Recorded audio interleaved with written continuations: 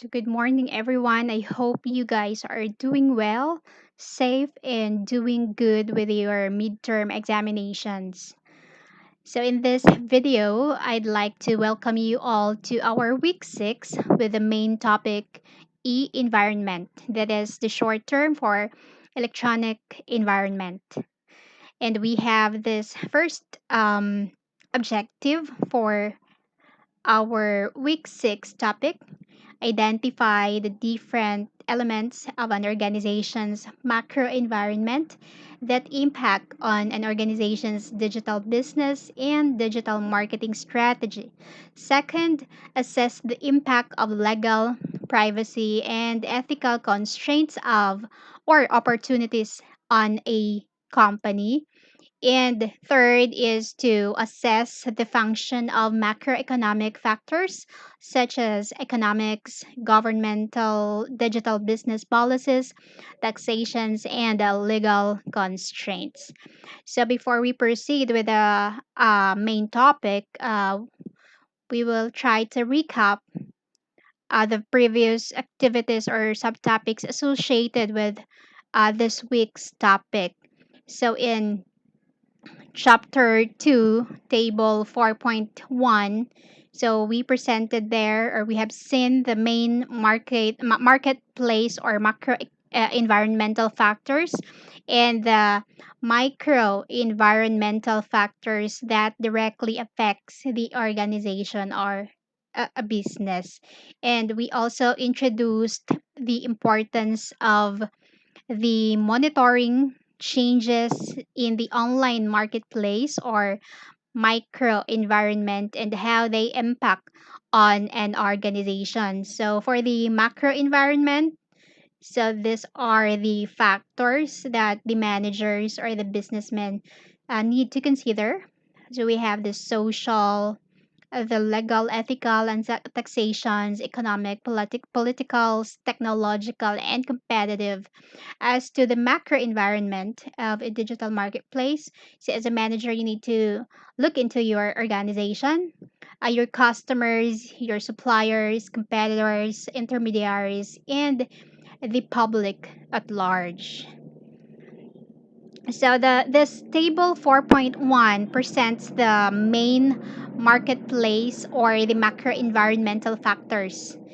No? So in this chapter, so we will concentrate on the functions of the macro environmental forces. So kani siyang a part, right? Using a widely um, used SLEP framework. So these factors are known as the PEST factors, right? But we will use the SLEPT since it is useful to stress the importance of the law in influencing internet marketing practice. So the SLEP factors or the SLEP framework are this.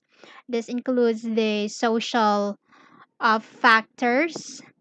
So this has something to do with the influence of consumers' perceptions in determining usage of the internet for different activities. We also have L for legal and ethical factors.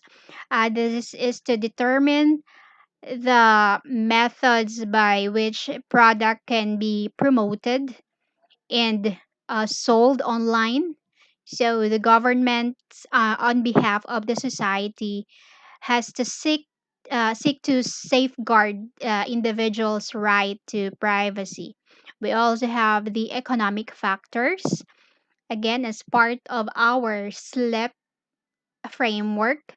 So when we say economic factors, it is the variation in economic performance in different countries and regions affect spending pattern and international trade. We also have political.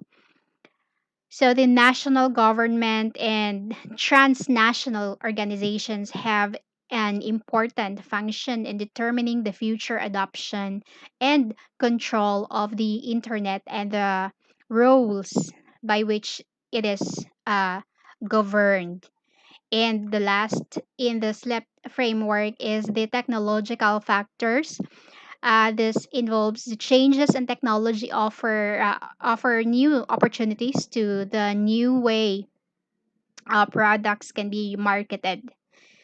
So for the succeeding na mga slides, we will look at the new issues raised for managers responsible for e-commerce trading for each factors. So dinhilang kita maura ni atong mapa for this week 6, no? So naalang siya yung mga itemized nga mga factors nga kailangan nato tan-awon in detail. So as managers, we have to or you have to constantly scan or later on if mahumanat mo sa inyong pag-eskwela, no, and then you will become a manager of your own organization. So you need to constantly scan the environment and dapat i-assess asa ang mga changes na relevant to the sphere of influence.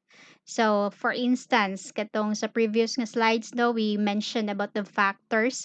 So, example, the changes in social culture and particularly pop culture tend to be very rapid, right? So, ang introduction of new technologies and changes in their popularity tend to be frequent too, right? So, sa technology pa lang daan nga factor, grabe kapaspas. And even they said nga we are 10 years behind no sa technology. And when we say governmental and legal changes, it tend to happen over longer time scales, but new laws can be introduced relatively fast. So kabantay mo karon nga sa kadaghan sa ato ang mga negosyante o negosyo with different following different strategies sa marketing, no, karon naapoy mga laws pod nga mga niabot, right? So even kaning mga online sellers, posible na pangayuan ng tax, mga ingana, no? So the trick for managers is to identify those factors, no, that are critical to competitiveness and service delivery. And kailangan i-monitor to siya. So, kani nga mga technological and legal factors are the pinaka-importante to managing e-commerce. So, we focus on this. So, since the law is on the most important issues, right, for the e-commerce managers to address, so the six most important legal issues for managers are introduced in um, table 4.2. If makita ninyo sa atong textbook, tanawa ninyo dito. So, each of this is covered in more detail later. So, the organization or the business that either do not monitor these environmental factors or do not respond to them will not remain competitive and may fail.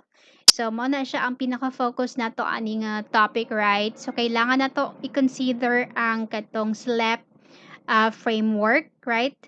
Kay para mo ni siya, mo to siya kailangan kung dili man gud nimo i-monitor na, kung dili ikaw as a manager will not respond to these factors, so you will not be competitive and your business may fail. So, the process of monitoring the environmental is usually referred to as environmental scanning. So this often happen as an ad hoc process, but if there is no reporting mechanism, then some major changes may not be apparent to the managers. So this environmental analysis is required, no, to evaluate information and respond to that accordingly. So moving on, the social and cultural impact of the internet are important from an e-commerce perspective, since they govern demand for internet services and propensity to purchase online and use different types of e-commerce services. So for example, kung tanawa nato sa figure 1.11 and figure 1.13, so we can see the or how businesses and consumers have adopted different online services. Right? Okay, so kung titingnan mo dito, mao ni siya ang mga um, factors or ginatanaw nato kung ang consumer mo adapt into different online services. So, nako na highlight. We also have here the business part and ang government. No? So, mao ni ang tan-awonon nato, no? Mao ni ang tan-awonon pud sa manager. Dapat i-consider sa manager. What else? Ayun. So, this is for the buy side of e-commerce. So, mao ni ang mga stages nga ginatanaw pod kung ako as a person ang mo adapt to an online business or nganong mo palit man jud ko online. And as to the sell side pod, no, kadtong mga sellers ngano pong mo-adapt pod sila og online nga marketing. So again, sa social and legal factor part ni siya nga i-consider nato or ninyo as a manager, right? So, it is useful for digital business managers no nga makasabot og makasabot sa different factors that affect how many people actively use the internet so that action can be taken to overcome some of these barriers. So, for example, um, marketing communications can be used to reduce fears about the value propositions, ease of use, and security. So one author, si Chaffee, actually ang author ni sa ato ang libro right nga gigamit. Si Chaffee suggested that the following factors are important in governing adoption of any e-commerce services. We have five factors. So first on the list is the cost of access. Again, these are the factors governing e-commerce service adoption in terms of social and legal factors. So when we say cost of access, this is certainly a barrier for those who do not already own a home computer, right? So again, mao ni ang mga barriers no nganong ang isa ka tao or ang isa ka businessman dili maka-adapt into an e-commerce service. So first is ayun ang cost of access. Mahal siya, wala siya home computer, di siya makapalit. So the other main cost are the kani pag yung paggamat pagbayad na to sa monthly nga ISP connection no to the internet and the cost of using the media to connect, right? So free access would certainly increase adoption and usage. So kung tana ang Pilipinas parehas lang sa uban countries no nga bisag asa ka moadto libre ang wifi. So wala tanay problema in terms of um e-commerce service adoption. Another is the value proposition.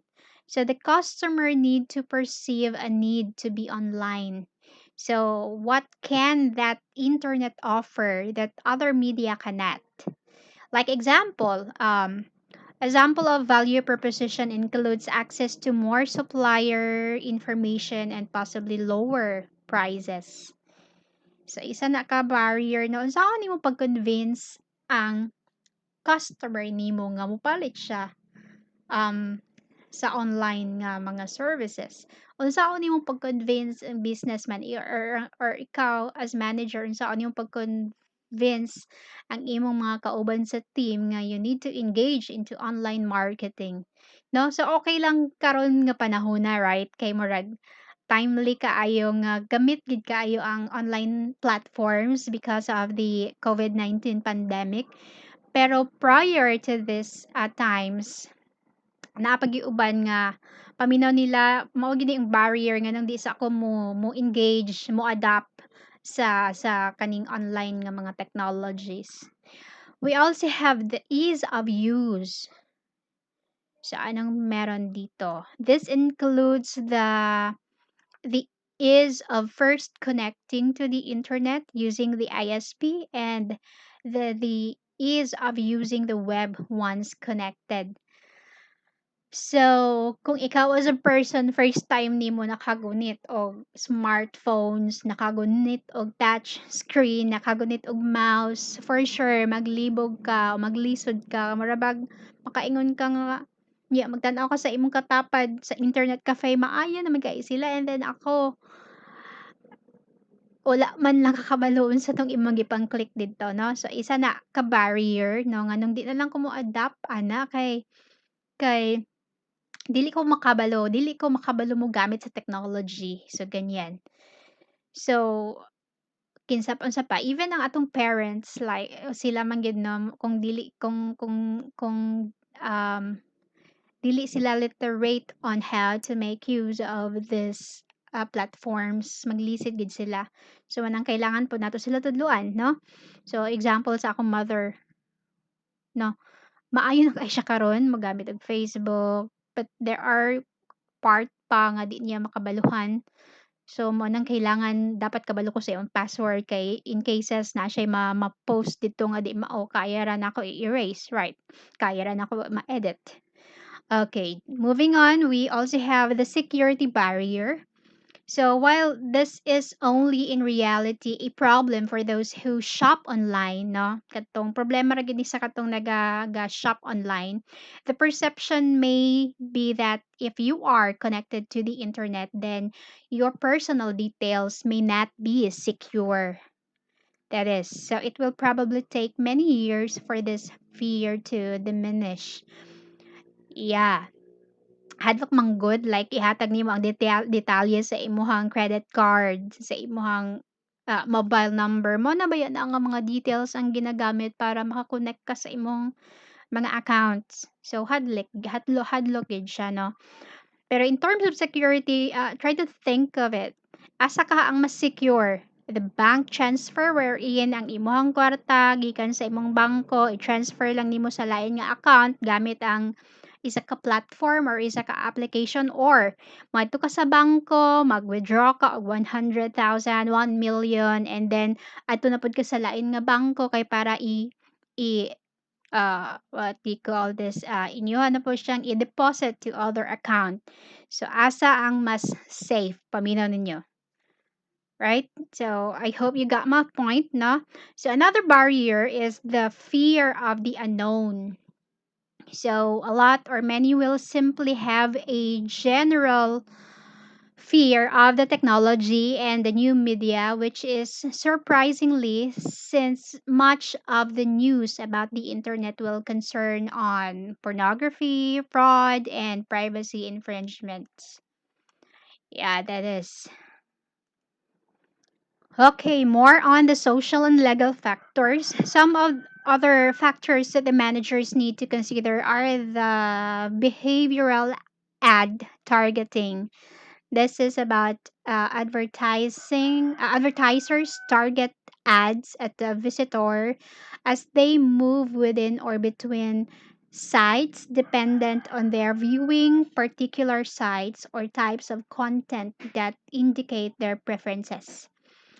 So kabantay mo anang say ikaw ang nakapuli sa isa ka workstations or isa ka computer sa internet cafe and then while you're searching for the keyword nga gusto nimo pangitaon na ay nikalit nga ni-appear sa screen, but dili to siya imong preferred nga items nga pangitaon 'no. So nga naman to siya, kay naay mga advertisers karon nga ginagamit nila ning na sila ginatawag nga ad targeting. So, it so happen nga ang previous nga user sa imong gigamit nga workstations mao to ang gi-search niya. So karon si kaning mga advertisers naman na sila ginagamit nga mga cookies in which magbutang sila Oo, nay manok. Na magbutang sila gamay nga information dito sa imong PC nga gigamit para lang the next time nga mogamit ka nga mag-online ka, ma-remember ka nila nga, "Uy, kadto nga profile man ang hilig og cars."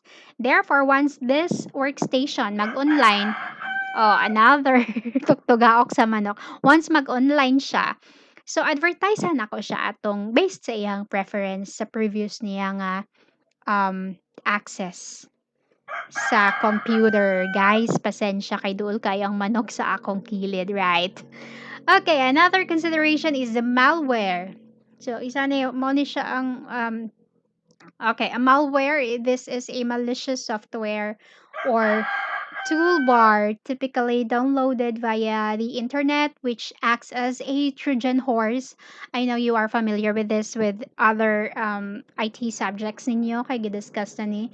So Trojan horse by executing unwanted activities such as keyloggers of user password or viruses which may collect email addresses. Okay, next. Moving on, so to help develop an effective online services, so as a manager, you need to understand customers' online behavior, buying behavior, and motivations, right? So when we say online buyer behavior, this is an assessment of how consumer and business people use the internet in combination with other communication channels when selecting and buying products and services. So finding information about goods and services is a common online activity, right? Say, unsa may grabe ka demand karon. So ako again pagsugod sa pandemic dili gyud ko ganahan og bulak and until now dili pod gihapon ko ganahan kay di man ko gabobo, right? So, pero karon murag gusto na ako nga makumpleto ang mga flowers ni mother 'no sa tanan nga mga types sa bulak nga available nga makita nako 'no. So, karon as plantita and plantito, so naatay mga ginatawag og um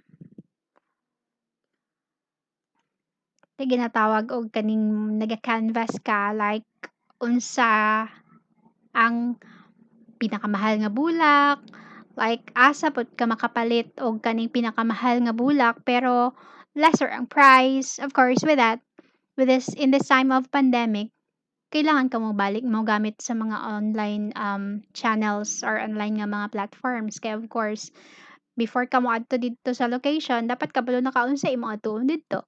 No, so finding information about goods and services is yon common online activity. So as shown in figure 4.2.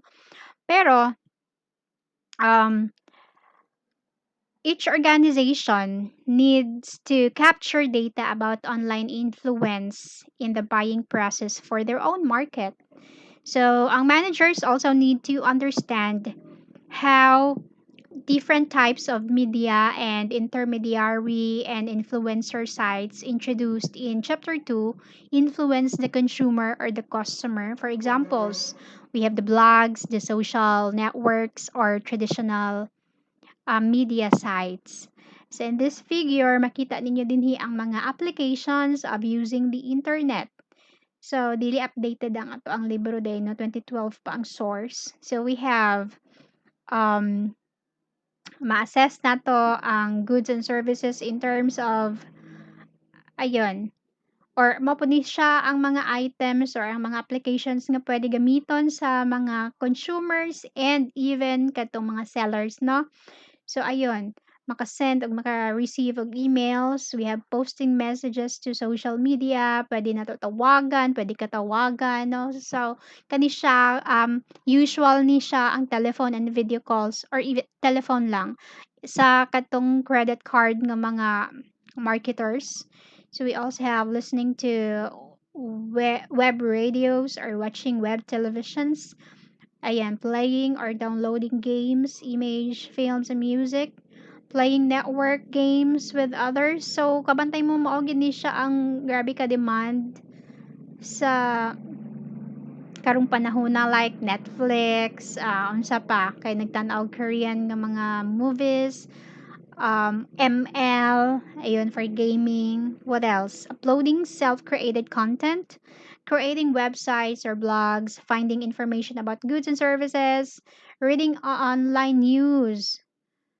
So with this, ang napoy mga businessman nga mo go with the flow. So, oy, ganahan sila mo basag online nga mga news. Let's transform the traditional television into a smart TV. So, ingana na ang nahitabo sa technology. We also have internet banking. We also have use of services related to travel, making appointment with practitioners. That is. Okay, let's proceed. So we also have motivations for use of online services. So we have this term, um, psychographic segmentations. So it is a breakdown of consumer according to different characteristics. So ikaw as a business owner, kailangan mo ni siya i-consider, right? Na oy, na yung mga consumer nga maayo mahilig sa restaurant, mao ni ang percentage. What else? Na ay sa groceries, into health, into credit card, and so on and so forth. Oh, what is this? So more of sa tanan factors kani ang grabe ka mas detalyado, no, right? Daghan kayo siya mga galamay, social and legal factors. So anong meron dito? Oh, sorry. So this figure 4.4 shows the influence of different information sources on purchase. When we say ZMOT, it means zero moment of truth before visiting store, and first moment of truth, meaning to say katong in-store na ang consumer. So, mao ni siya ang iyalahang mga feelings, no, prior to visiting stores. Ayan, look at the product package in store, mao ni ang percentage, read brochures, talk with the salesperson, and so on and so forth. But the moment nga naana ka dito sa ilahang negosyo or sa ilahang center, mao na ni siya ang percentages. Right, 'di ba ingana pud ta guys, like napakasabalay before kaniadtong mall naghunahuna na kaunsay dapat nimo paliton, right? Ay gusto ko ani, kani ra akong target didto. But then again, pag-abot nimo dito sometimes ang imong gihunahuna wala nimo napalit kay wa ka giganahan sa mga features or attributes sa item nga available sa mall or sa tindahan. And napod sometimes nga mas daghan pa noon ang imong napalit, no, right? Kay mas giganahan naman ka labi nagdaghan tag kwarta, right? So daghan gyud kag mapalit. So based on this figure tan-awa po, no? Ayan. So unsa gani siya? A zero moment of truth before visiting. Ay before visiting man day ni. Nabaliktad ko. Okay. Yeah. Baliktad akong explanation. Sorry guys. Nigamay day dito ko na naka sa store. Kung wala pa ka sa store, mao ni siya, "Uy, kagwapo ani, kagwapo ani." So, mao to siya, pag-abot nimo sa store, uy, lahi man akong feeling based sa ako ang experience sa pag-search before visiting the store. And we also have the stimulus, no? Mao po niya ang mga percentages based on the study sa Google Shopper Science in the year 2011. Okay, more about first reaction nimo, "Oy, nakita na ako sa TV." Mao ni siya, and so on and so forth. Okay, lastly, daghan kaayo siya og items gyud nga dapat i-consider sa social and legal factors, and mutaas na kay akong slides kung ako pang i-include. So I hope you will read, you will scan the book nga gihatag nako sa inyo ha, no? Para ma-add pa ni nga mga items or madugang ni siya sa inyong readings. And napaday last po din ni, okay? So we also have this part of the motivation for the use of online services natay ginatawag og web motivation inventory. So naa siya 12 ka items. So Pwede nimo siya ma-inventory by the use of community, like getting to know other people, participate in online chat, join a group. Ayan. So, yeah. We also have entertainment. So, just to amuse yourself, entertain yourself, find information to entertain yourself, and so on and so forth. We also have product trial. No? So, na-try ni mo ang product. Okay. So, na-motivate ka nga mo palit sa product. We also have information. Do research. Get information you need. Search for information you need. We also have transaction itself. Nag-make kag purchase, nagpalit ka nga sa mga products na imong nadunggan. So, for gaming, ayun, play online games to entertain yourself and so on and so forth. Okay, na mo pa din ang last. So, other considerations in terms of social and legal factors, we have purchase online at the business demand. So, ikaw as a manager, kailangan mo pili pagka og product and services nga on demand. Dili kay, nagmagpaka-unique gig ka kay daghan na kaay sila na maligya og plants. So, magpalahi ka, mamaligya na pud ka og unsa man. Maligya kag kahoy. O, pwede. So, we also have B2B profiles, adoption of digital business by businesses, of course. We also have privacy and trust in e-commerce. We have identity theft, or theft pala. Okay, notifications. We have personal data, subject and control, the spamming, the cold list, the house list, the opt-in and opt-out, the cookies, the viral email marketing, privacy statements, domain name, what is this? Pay per click, and of course, the intellectual property. Again, ang mga details sa ani guys, nara sa atong libro makita nyo, no? And this will be included as well sa ato ang midterm examinations. So let's proceed to the next factor, the environmental and green issues related to internet usage. So, the future nga state sa ato ang planet is a widely held social concern, di ba? So, nagkadugay, tas kalibutan, nagkahugaw ang atong environment, right? So, ang technology is generally seen as detrimental to the environment, but these are some arguments that the e-commerce and the digital communications can have environmental benefits. So, companies can sometimes also make cost savings while positioning themselves as environmentally concerned. No. So, again, kabantay mo anang mga traditional nato nga mga businesses na sila ginatawag nga corporate social responsibilities. So sometimes kaning ilang corporate social responsibilities kay musukwahi siya sa kadtong unsa gyud bitaw ang ilang products and services, like for instance planta nga nagabuga og hugaw nga aso. Of course, that's bad for the environment, no?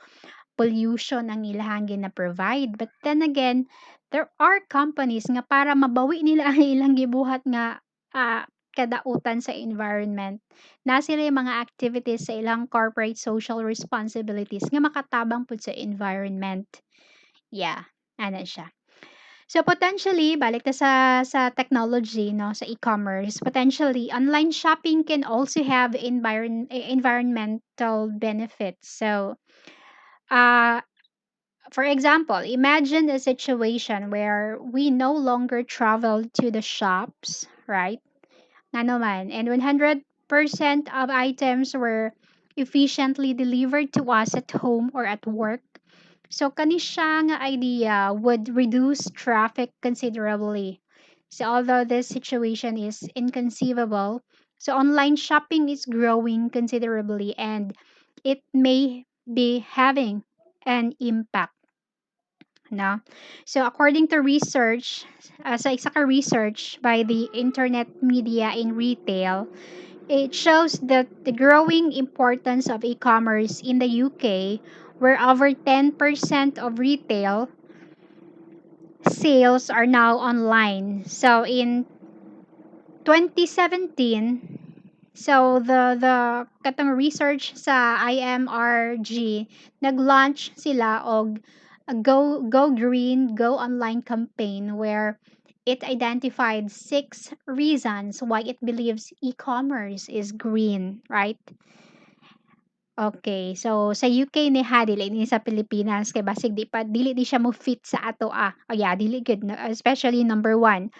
We have okay. Na mga rason nga that they believe, the UK believe or the IMRG believe nga the e-commerce is green is first, fewer vehicle miles. Ayan. So, ang shopping is the most frequent reason for car travels in UK. So, with this, fewer na lang ang miles nga i-travel nato, no? Nila, I mean. So, another, lower inventory requirements. So, the trend towards pre-selling online. Example, taking orders for products before they are built as implemented by Dell avoids the production of obsolete goods that have to be disposed of no if they don't sell with associated wastage in energy and natural resources.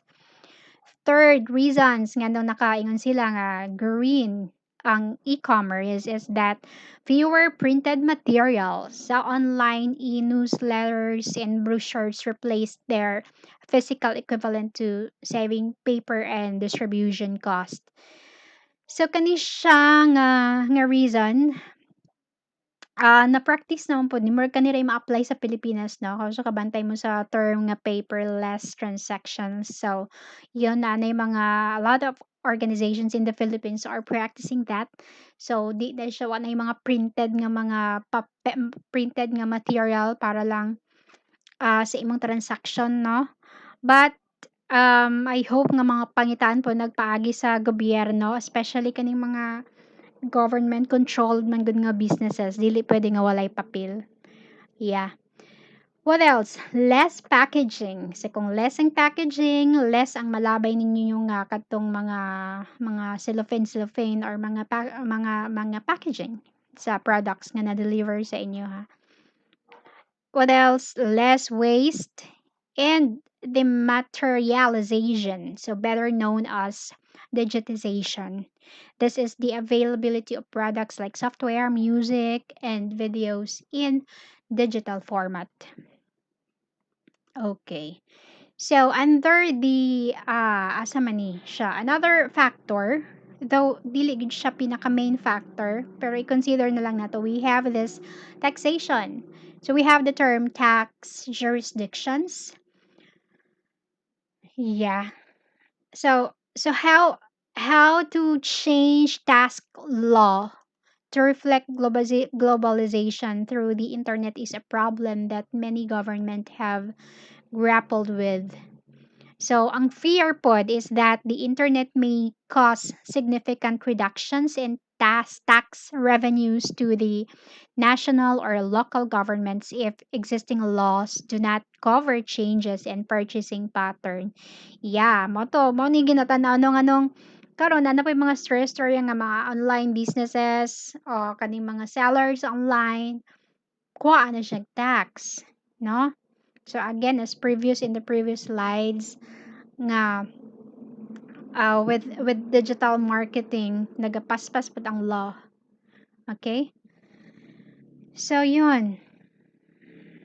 So unsa man yung task jurisdiction? So it determines which country gets task income from a transaction.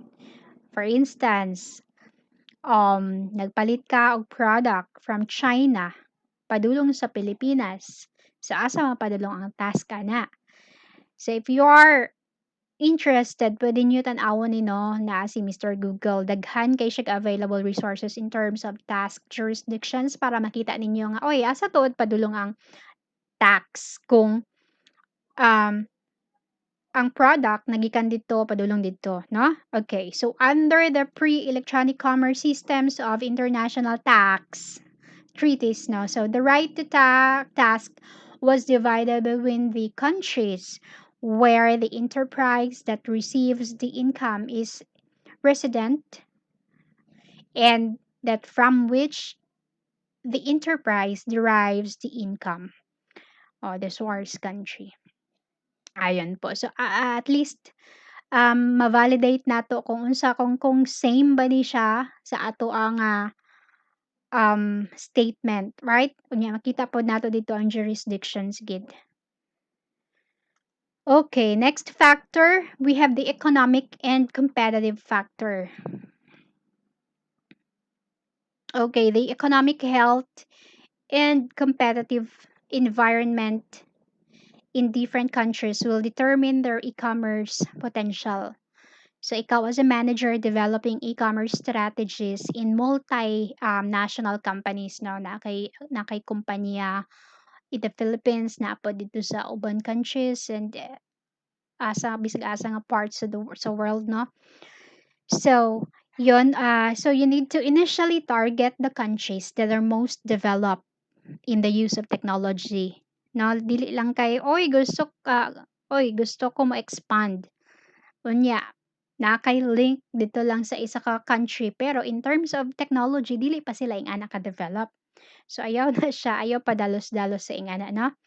Okay, a comprehensive framework for assessing an economy has been developed by Alan Hamilton. So the report authors defined the e-economy, by the way, as the dynamic system of interaction between a national citizens and businesses and government that capitalize upon online technology to achieve a social or economic good.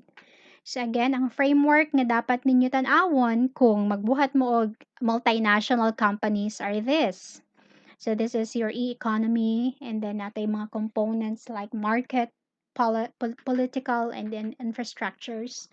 So kani mga factors imong tanawon, ready ba ang citizens sa market nga i-provide nimo? Ready ba ang imong business or other businesses or ang imong business in terms sa katong level sa political leadership and in terms of infrastructures, ready ba ang government o ikaw mismo as the businessman? And then your uptake and use. Again, i-consider gyapon nimo sa citizen, ang imong mga consumer mao man gud ni siya, then the business and then the government. And then tan-awon po nimo ang impact.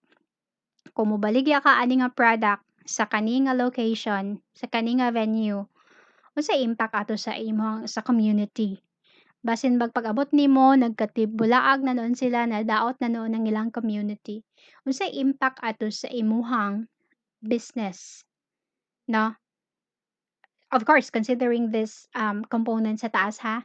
And then unsay impact pod sa government sa imuhang business. Usually ra ba ang government kay mangayo pod ginagmay no para lang makapasok ka diha sa ilahang lugar. So naamoy mga agreements nga okay kung mosulod ka dinhi kung magnegosyo ka sa amo man ni among mga requirements. So kailangan ka mo align mo follow sa protocol pod nila, kailangan ka magpa-register and so on and so forth. Okay, let's move on. Um,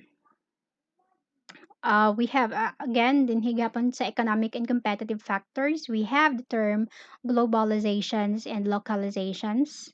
When we say globalizations, it is the increase of international trading and shared social and cultural values. So we say localization, it's tailoring of website information for individual countries or regions.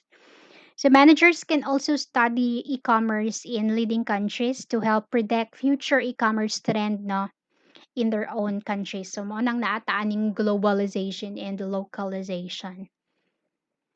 And so sa asa naman ko. So sa chapter 1, yeah. So sa atong chapter 1 nakita na nato didto nga naay mga SMEs and larger organization, electronic communication naghahatag sila opportunity to increase the reach of the company to achieve sales around the world. No, nakita, I don't know kung nabasa ninyo dito, but um, kaning author nga si Clean and Quelch ba pag-pronounce ani, point out that some of the obvious consequences sa organization that wish to compete in a global marketplace, no? So they say a company must have a requirement. Okay? So kung again, akong i-sum up ha, kung gusto ka magtukod og negosyo international, so mo ni ang mga global requirement, no? Para lang makakompete ka sa uban pod nga mga businesses. So you need to have a 24-hour order taking and customer service response capability. So you have the regulatory and custom handling experience to ship internationally. So diha pa lang daan, even ako naglisod pa ko, sige paagi, no? Okay, one time pod, dinhi lang sa Pilipinas ha, nag-order ko um, kanilaging na nalingaw na tag tanom-tanom nahimo na tahapit og plantita. So nag-order ko og plants gamit sa Facebook ra gud. But then again pag abot dito sa naghadlok pagi ko kay abi na kog ma-scam ko. May na lang kay legit ang seller. So pag abot sa package, nakita na ko dito nga dili day basta-basta na pod i-travel ang mga plants. So, ang seller, kailangan nikuha pa siya og permit sa Department of Agriculture, sa DENR, sa paning nga mga offices, kay para lang allowed na travel ang katong package, no? Kay kailangan man gud nimo i-declare sa mga courier kung unsa gid ang sulod sa imuhang ipadala nga item, no?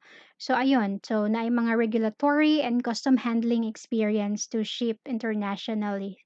So, internationally, even nationally na apoy mga regulatories.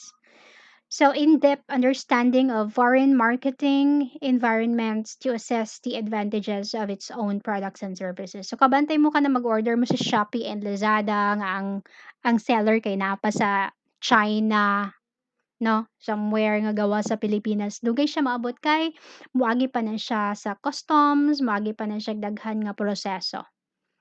Okay, so ikaw as a manager pohon kung magnegosyo kag ana, so mo na siya imong mga considerations po. Okay, in terms of politics factors, so the political environment is shaped by the interplay of government agencies. We also have public opinions. We also have customer pressure group and industry-backed organizations that promote best practice amongst the company. So the political action enacted through government agencies to control adoption of the internet can include, ayun, so promoting the benefits of adopting the internet for consumers and business to improve a country's economic prosperity.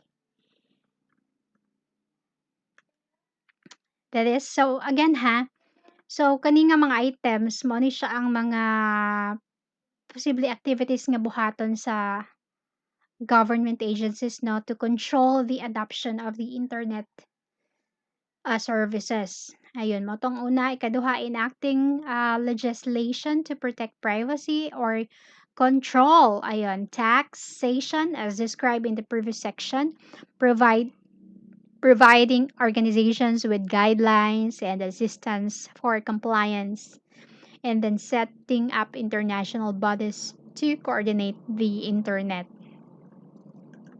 Okay. So more of political factors. So, asan ako? So, another author, review approaches used by government to encourage the use of the internet. No, so they identified 5 broad themes in policy.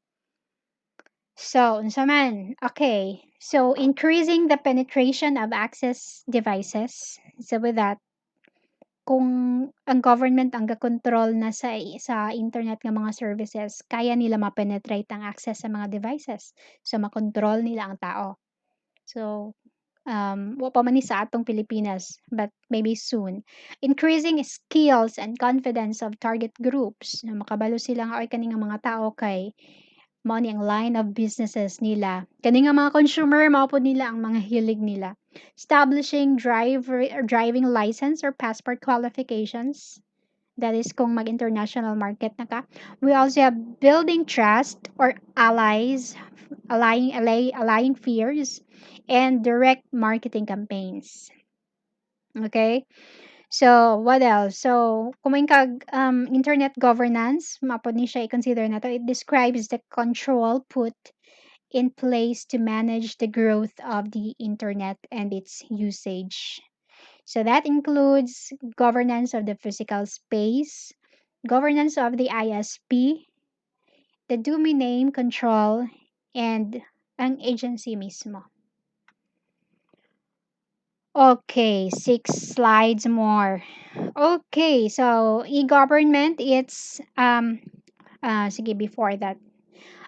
This summarizes the types of actions that many governments are taking to encourage e-business within their countries. So, kung i-evaluate na to sa atong Philippines, kung ga-encourage ba ang atong government nga ah, mo engage ta, mo adopt ta to e-business. So, I don't know kung namoy na dumduman. But then, to other countries, no, they are taking steps to encourage e-business within the country. So, mo ni siya access, participations. Now, these are actions that many government are taking to encourage e-business with their countries. So, access, participation, and skills, like encouraging all sectors of the community to actively participate in the information economy. Adoption of e-business, the government is working to provide efficient communications between business to help improve the productivity of the economy. So at least soon, kung makatrabaho mo sa mahimo mong politician, no, or namoy negosyo nga matukod, at least kabalo mo nga pwede day ni siya nga mga activities in terms of e-business, no. So kamo nay magman, kamo nay mag-empower sa inyong mga co-workers nga, oy, pwede day ni siya. Third, confidence, trust, and security. So, with this, at least ang government puhon, no, with your help, will work to build public trust and confidence in going online and addressing barriers to consumers' confidence in e-commerce and other areas of online content and activity. What else? E-government strategies and implementation. So the use of bagong nga mga technology for government information provisions, service delivery, and administrations has the potential to transform the government, which will improve the lives of the people. No? And what else? Environment for information economy. So the government may provide research and the environmental variables that drive innovation and growth in information economy and underpin its future development. Yeah, unsa pa? International dimension. So, in cooperation with other government bodies now from the Philippines to other countries now. So, pwede sila ka maka-form og decisions now made that may affect national interest in information economy. Okay, we're down to the last factor, the technology, innovation, and technology assessment. So we have the terms early adopters and hype cycle. So yun lang, one of the great challenges of managing e-commerce is the need to be able to assess unsa nga bag-ong technological innovations can be applied to give competitive advantage. So what is the next big thing nga buhaton nimo in terms of technological innovation no factor?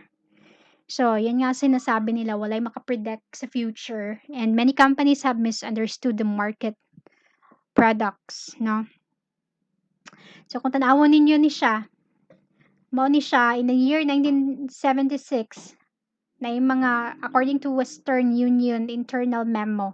This telephone has too many shortcomings to be seriously considered as a means of communication. So the device is inherently of no value to us. Okay, but look at the telephone now. It transformed to a very smart phone, right? Wherein ang TV, ang searching, halos tanan makuha na nimo sa imong gadgets nga ginatawag na tog smartphones, right?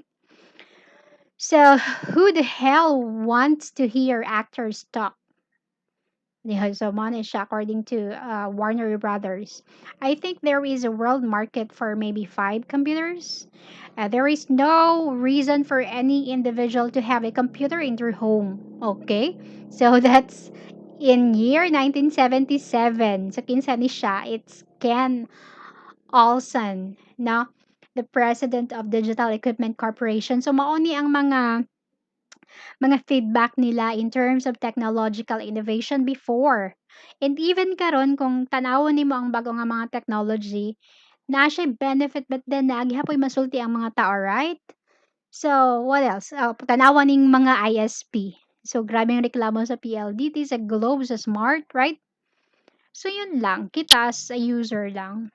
Unsa kay pwede na to mabuhat para at least di na ta magproblema. Makatabang pud ta ba, maka-contribute ta sa kana nga mga challenges. Okay, the fact nga ang atong course na belong sa technology, right? So kailangan mo contribute gyud ta for our advancement. Dili lang kay nagsige lang tag utilize, sige lang tag palit og mga bago nga mga innovations, bago nga mga technology, bago nga mga equipment, and then wala, nagamit lang ta. So, kaningat statement gibalik-balik ko na ni sa inyo ha. I'm sure nakadungog na mo ani gabalik-balik ko ani nga statement sa tanan nato nga subject, right? Pero mao man gud na ang truth. So, kita as technology professionals, kamo as technology professionals puhon dapat mangita mong paagi nga makakontribute mo sa society in terms of technology. Okay? Okay, so unsa man ni siya? So mao ni siya ang ginatawag na tong hype cycle as mentioned gaina no, katong graphic representation of maturity, adoption, and business applications of specific technologies. So nadia makita nimo ang percentage sa innovators asa man na 1, opinion leaders that's 2, third ang early majority, late majority, and laggard. Ayun, conservative adopters na sila. Okay. Yeah. This figure is an example of Gartner hype cycle.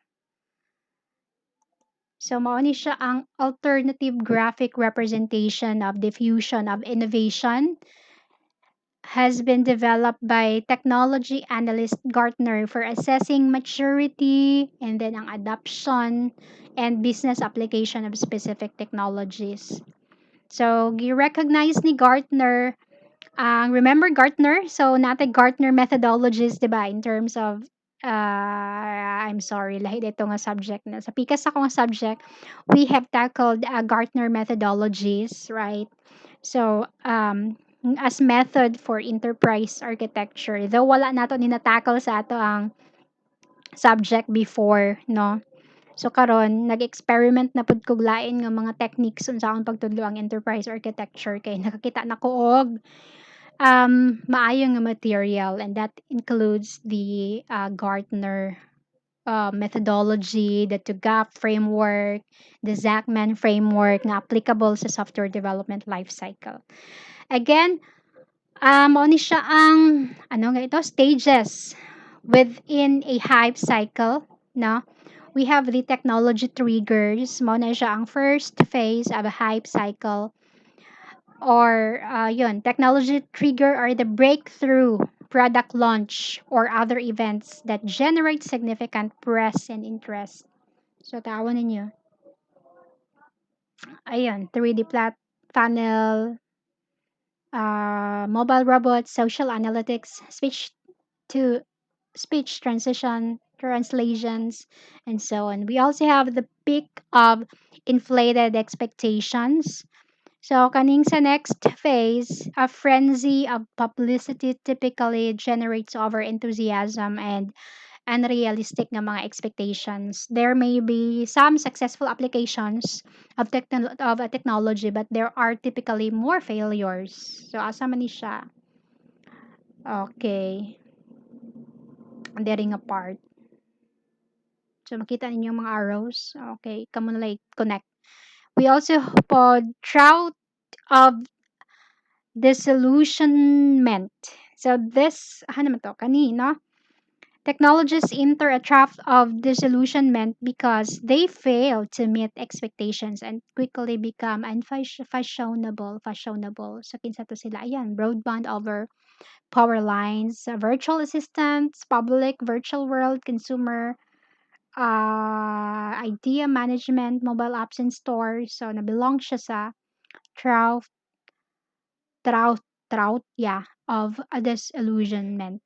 We also have slope of enlightenment. Okay? So, ang naadinhi, uh, although ang press may have stopped covering the technology, some businesses continue through the slope of enlightenment and experiment to understand the benefit of the practical applications of the technology. So, there are businesses gyapon nga, oy, bisan pa og na siya mga loopholes, na siya mga negative feedback, nagyapoy businesses nga gagamit. That includes the biometrics, internet micropayment, yeah. Nga murag mao na ginagamit nato sa karon, so electronic paper and so on and so forth. And unsa pa, plateau of productivity. This reaches ang mga technology nga nag-reach ani as the benefit of it becomes widely demonstrated and accepted.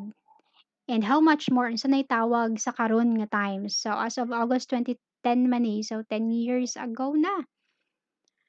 Yeah, so lahi na po to siya nga term, lahi na po to siya nga phase. Okay? So, yun, there are approaches to identifying emerging technologies. So, there are four contrasting approach to identify new technologies which may give a company a competitive edge, no? Kung manager ka, may mga ways para maka-identify ka kung unsay appropriate nga technology for your company. So, that includes technology networking, mangutana ka, crowdsourcing, technology hunting, technology mining. So again, ang mga details from the words itself, kaya naman sabton. Technology networking. So makipag-connect ka sa mga um mga people nga into technology, right? Na kay networkings, interactions, and so on and so forth.